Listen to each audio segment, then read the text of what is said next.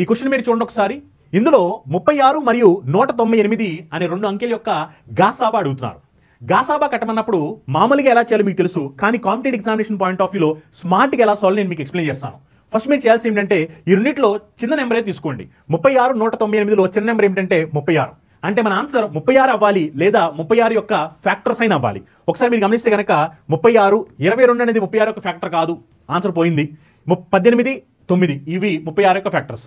ఇప్పుడు గమనించాల్సింది ఏంటంటే మనం గాసాబా అని చెప్తున్నామంటే అది ఖచ్చితంగా ఇక్కడున్న అంకెల్ని ఖచ్చితంగా భాగించాల్సిన అవసరం ఉంటుంది అనమాట.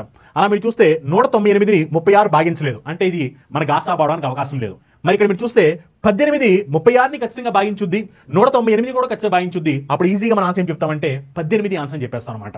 9 కూడా భాగించుద్ది, కానీ మనకు కావాల్సింది గాసాబా, అంటే రెండిట్లో హైయెస్ట్ నెంబర్ మనకు కావాలి కాబట్టి 18 ఆన్సర్ అవుతుంది అనమాట.